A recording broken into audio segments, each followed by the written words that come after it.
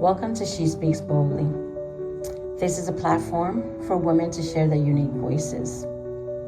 This broadcast that I'm going to share today is going to be a little bit long, but stay with me because I am sure that you will relate to some of the things that I will be sharing with you.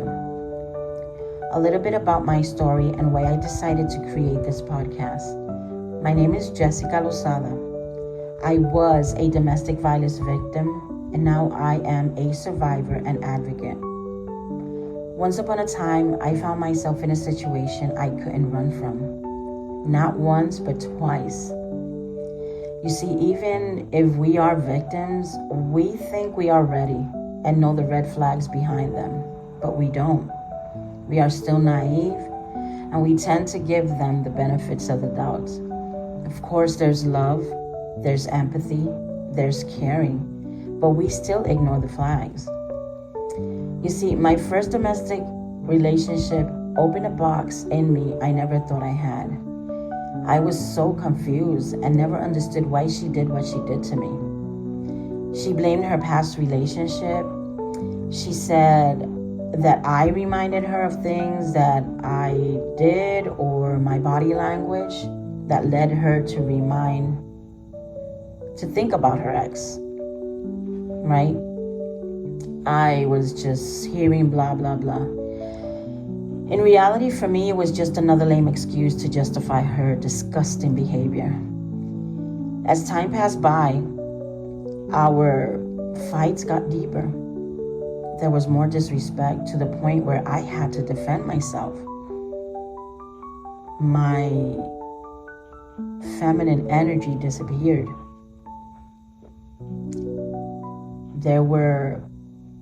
I realized right then and there that this wasn't healthy.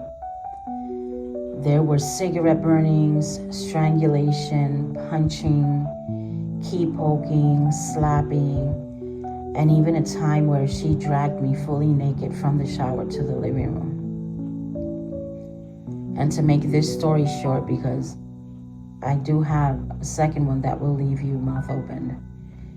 My last drawer on this marriage was when we argued, and because I slammed my bedroom door, she got upset and came to me. She grabbed me by my neck and threw me on the bed and told me not to slam the door. I remember this because it was Thanksgiving Day. She left me alone and just went to celebrate with her family, not caring how I felt or what she had did to me. That night I cried so much. I didn't eat, and I made a choice to leave. So I rented a U-Haul space and took my stuff and said farewell to our story. As I was heading to my new journey, I took time for myself to heal. I learned and made some changes on myself that I needed to do, like how to react to certain situations, finding myself, giving myself value, understanding me, and loving myself again. I did this for about a year, and throughout that year, I went to the gym. I shared a lot with my family. I decided to join TikTok, and I started to do lip singing with music to heal, music related to myself and how I was feeling. My main one was freestyle. I did this for a while, and while I was doing it, I also worked from home. So it kind of kept me busy and growing internally. So one day I was just scrolling on TikTok because that's how I would find content. And all of a sudden I find a creator loving freestyle as much as I did. My eyes caught attention to her. And yes, I fell in love. I fell in love with this person. It was kind of like love at first sight. We started to make content together. We talked over direct messages on TikTok, then Facebook. Then it led to texting over the phone where we had exchanged our numbers. Then we were calling each other. One thing led to another, and I thought she was the woman of my dreams. We were talking and getting to know each other for about 6 months. I know it's short, but it wasn't like that. This is where my life changed and my nightmare began. This person had me fully blinded. I did see a couple of red flags, and this is the reason I say that sometimes we really do need to heal 100%, or at least to the extent that we can really tell the difference between red flag, yellow flag, and green flags. This will be a topic that I will be talking about later on, because one thing that I would love to share is that during my journey, during my healing journey, I learned a lot. I really did. I committed myself to being part of the community, part of a lot of programs that I will share with you later on. But I really did kind of see a couple of red flags from this person. And to be honest with you, I ignored it. I kept on with feeling what I was feeling for her. Her smile, her dancing, her enchanting ways, everything blindsided me. She really did. And the fact that she had a good heart, that really made me fall even deeper. So I found myself in a situation where it was difficult to get out of, because I was not only afraid for me, but she was stronger than me. I was afraid for my family as well. She had a background that made me fear for my life, for my kids, and for my grandkids. So it was very difficult. I decided to stay with her, and I lost a lot of things. I lost my job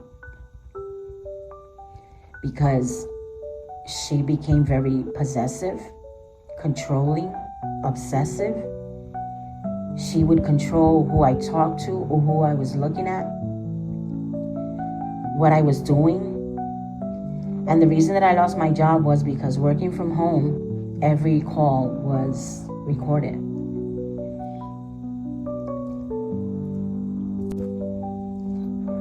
And every time she would feel like just fighting, everything was recorded. From her insulting me, threatening me, slamming my laptop, and unfortunately I did lose my job. They were listening to everything. I was mentally abused, physically abused, you can name it, financially abused. There was drugs and alcohol involved with this person. It was a constant battle for me every day. I didn't know whether I was going to have a good day or a bad day. My day was based on her, not on me. My anxiety got worse. My PTSD, my depression. I couldn't think well. I couldn't sleep well. I would just have to wait and see what was the outcome. It was horrible for me because I was feeling like I was in a roller coaster. It was me battling and dealing with someone who wasn't right in a state of mind. She had her issues. I don't condone anything she did. It was very horrible, and she took so much away from me. I was beaten in ways that I never thought I was going to go through. I was strangled. I can't say it was choked. I know the difference between being choked and being strangled. There is a huge difference in this word. I was punched. I was beaten over and over again.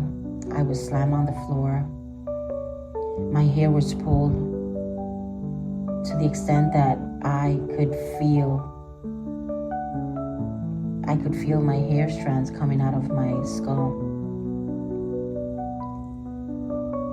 My arms were pulled back, twisted. I had phones that she destroyed, where I sacrificed to buy. This person destroyed my life.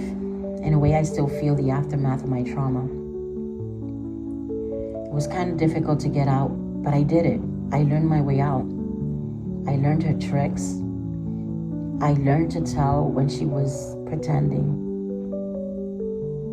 It wasn't easy because she would follow me if I had to go to the bathroom. She was always paying attention if I was making a phone call. I found myself becoming homeless. I slept in my car for 9 months. And in that car, I was beaten. I was thrown out of a shelter because of her. Because this person didn't have anything to lose. So she would get angry and start threatening anybody and everybody. And when they dismissed her from the shelter because of what she did to me, they dismissed me too. Because they said that they felt like it was a danger to their employees if I was there. But then I found out that it was because they were discriminating me. They were discriminating because we were a same-sex couple.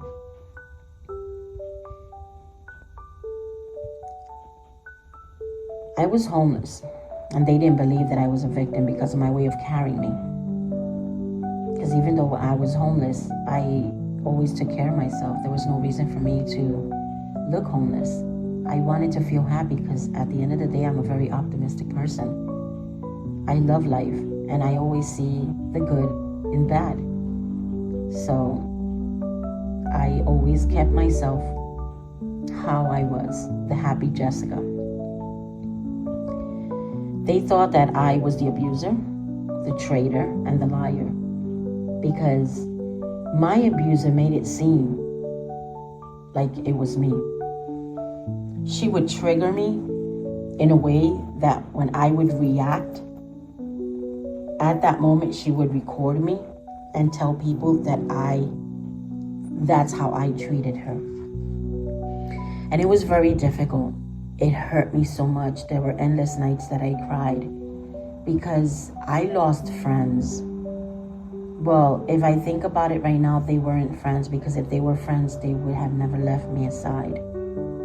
But people started believing her so much that they started seeing me as a danger. They just didn't want to be part of my life. But I thank God that throughout my struggle, I had someone beside me that really helped me. She helped me voice me. She helped my struggles, and she was the only one that believed me. And it's sad to say that I will never hide it, that unfortunately in a situation where you find yourself in domestic violence, authority is not your friend. The main place that you have to go and find help is in a domestic violence house or a friend. I reached out to the authorities 3 times, and they never took me serious. It hurt me so many times. They never took me serious.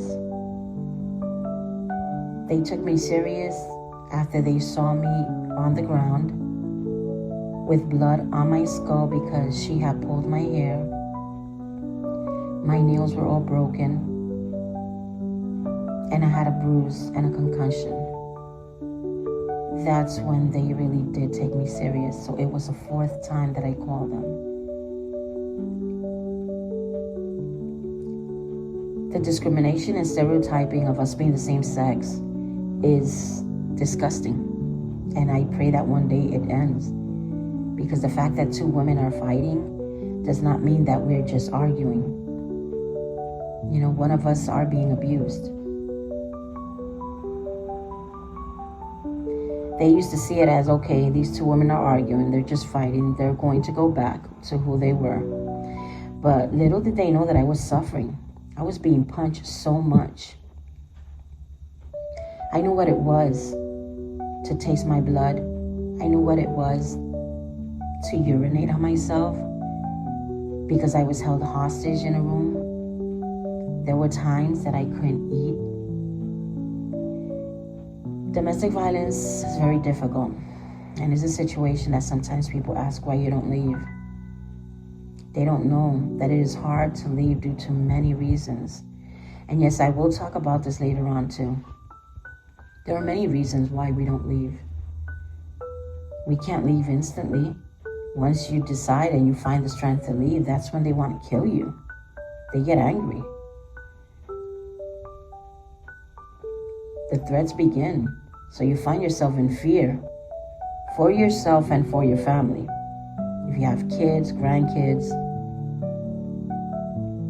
And that's one of the situations why women don't leave if they have kids with their abuser. And vice versa, because men do suffer domestic violence as well. I've seen it. But as I progress working in my podcast, I will give a little bit more insights and details about my story. Because even though this feels like it's long, trust me, it's a short story. I just wanted to come by and share a little bit about it, why I created She Speaks Boldly. I'm a very empathetic person. I lived the deepest and the fearful situation with domestic violence and homelessness. So I have the knowledge, the feelings, the experience, and the voice. And I'm working my way for resources to help others that are afraid to talk. So this isn't just a podcast to open a safe space that you can talk. It's a podcast where I want to help women bring back their self-esteem. I want to help women come out of their comfort zone and be the woman that you are meant to be.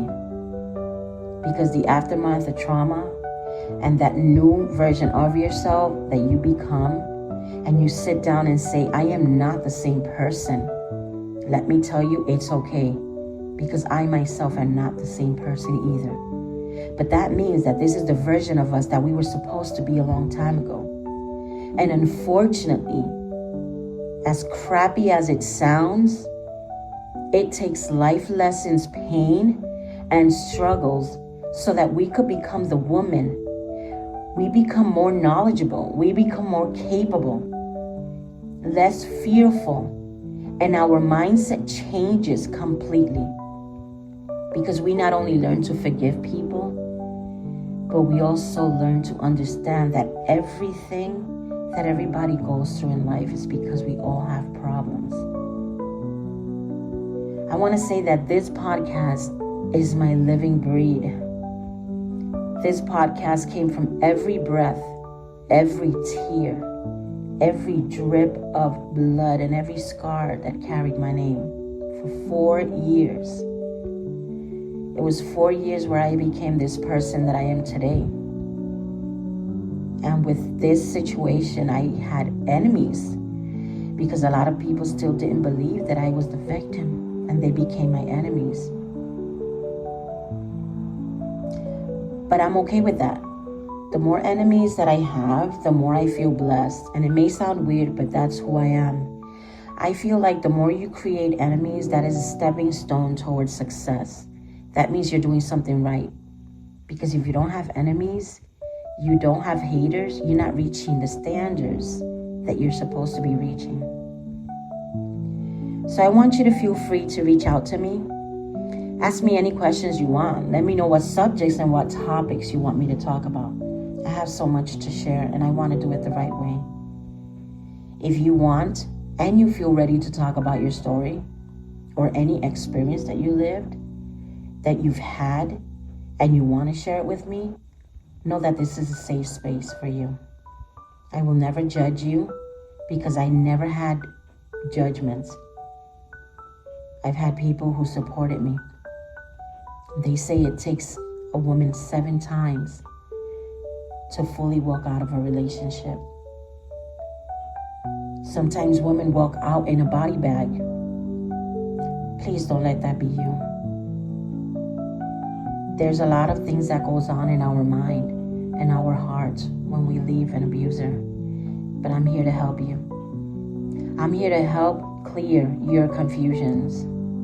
My path does not stay with my podcast. I became a counselor for DV House. I have a background in psychology, and I'm back at school because I want to work with trauma-informed patients, not just the depression or mental health part of it. I want to go through that trauma with you. I want to help you help yourself get out of the difficulties of trauma. Help you reach a goal where you can finally feel free and see the successful woman that you're supposed to be. So I really, really thank you for taking the moment to listen to my podcast and my short story. And throughout the time, I will give more details and share more with you. the more I speak, you will learn more about me. And I want to learn more about you.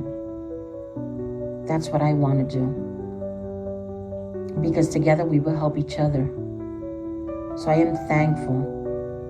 And I would love for you to spread the word, spread the love. Let everyone know that there is a podcast, a safe place for you to talk. This podcast isn't only about domestic violence or situation that has to do with pain. I want to help women find their niche. I want to help women find what they're meant to do when it comes to working from home. I want women to build your own business, balancing work and family, help you strive in school and any other subject or topic that you want to talk about. Your favorite recipes, organizing, choosing colors, and designing your home office. What business fits you? Of course, I am looking forward to getting to know you. I am looking forward to having a podcast that's going to grow and become part of your life. That when you wake up every morning, the first thing you do is look for my podcast, grab your coffee or your tea, and allow me to give you that little bit of motivation that you need.